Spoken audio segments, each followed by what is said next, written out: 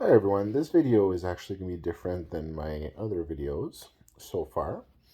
And this video is going to be not about as much my experience of enlightenment, seeing Brahman, confirming the existence of God, yoga, meditation. But in this video, I'm going to reflect on this world in which we exist and the conflicts we have in this world and on what I hope we can see and consider to be the goal uh, for everyone, which is a peaceful and prosperous life, and how to achieve that. So, one thing, and this kind of reflects to what I saw at the vibrationary field, we have different vibrations, or if you want, or uh, different entities. And in this case, I can refer to countries, nations, groups, people. Okay. We have different entities in this world, with different opinions, different ways of seeing things, different experiences, different beliefs. And when we look at the history of humankind, if you will, if we're living into humankind or even above, this has led to many conflicts, to war, violence, and horrible things. I think we can all agree that the consequences of war are horrible for everyone that's involved. Suffering, pain, right? Terrible, terrible things.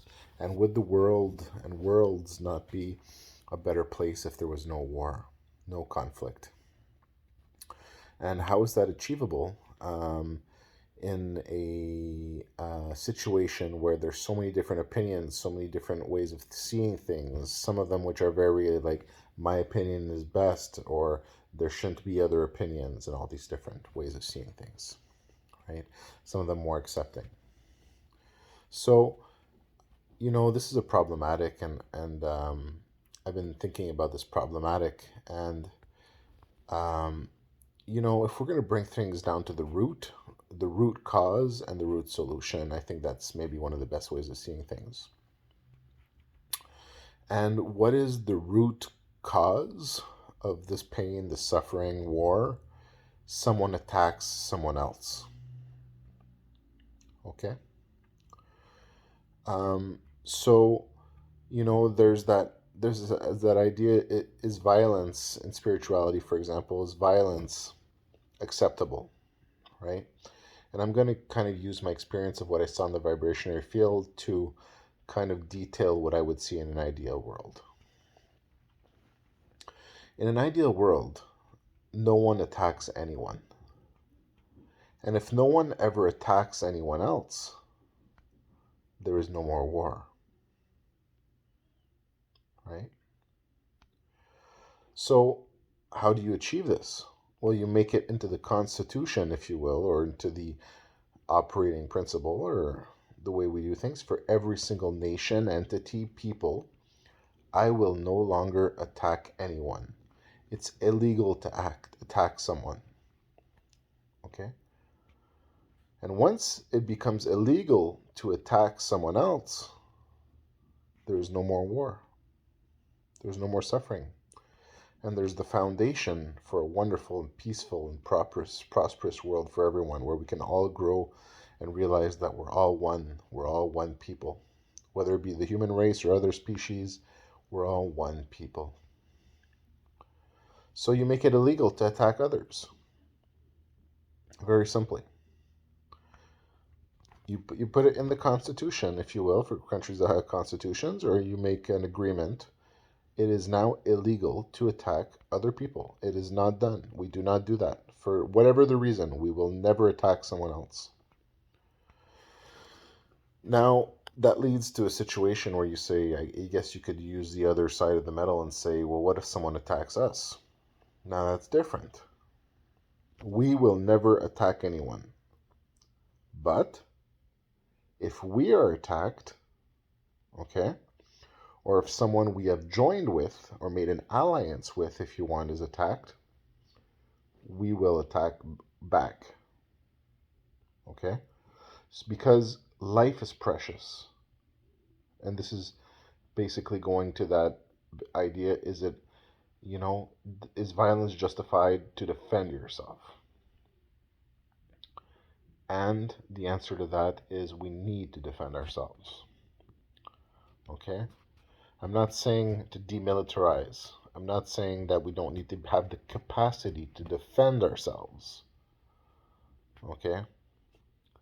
And sometimes defending ourselves involves attacking back. Okay?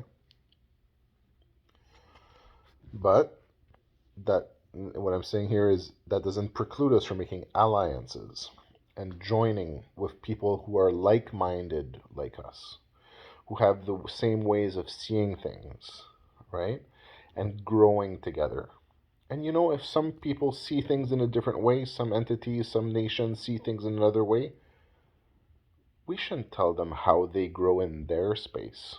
We can say, hey, you're not coming to take our space, but you have the right to your space and to determine how you want to live, how you want to exist in your space.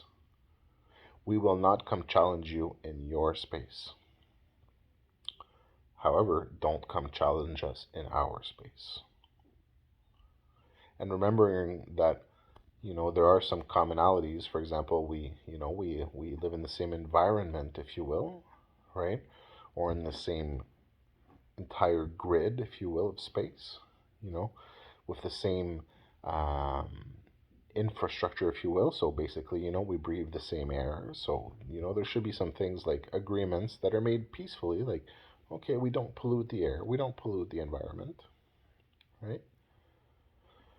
You know, we can work these things out together gently, peacefully, through communication. We're not children. We can talk, we can have conversations. Even children have conversations and make friends. So even when you have a group or an entity or a nation or a vibration or people who have a way of thinking that is not the same as yours, that doesn't mean you can't have communication with them, right?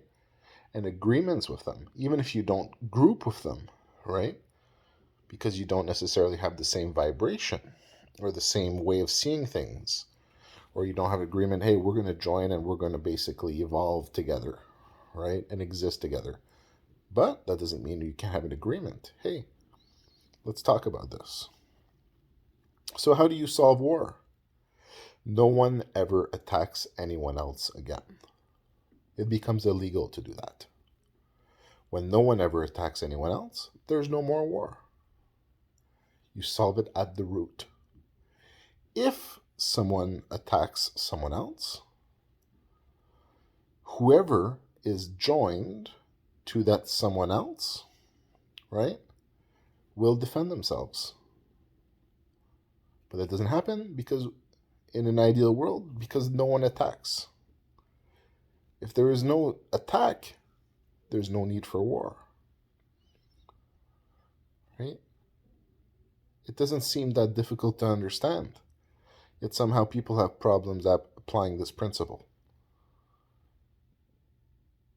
You kind of wonder the sanity of these people. Or maybe they just have more to learn. So, what does it come down to? You never attack anyone for any reason. Never. You only go to war if you are attacked. And if no one ever attacks, you never go to war. There's peace for everyone. Now, if someone is attacked and you are not joined to them, grouped with them, do you go to war? It starts getting more complex. And we have situations like that in this world, where we're not necessarily allied with someone, or grouped with them, or joined with them. And if they are attacked, do you go to war? Do you become involved? And at a certain point, it becomes a question of this. You need to do everything you can to avoid war, to avoid conflict. If you or someone that you are not joined with, allied with who you don't have a joined entity, if you will, okay, is not attacked, you don't go to war. Okay, that doesn't mean you can't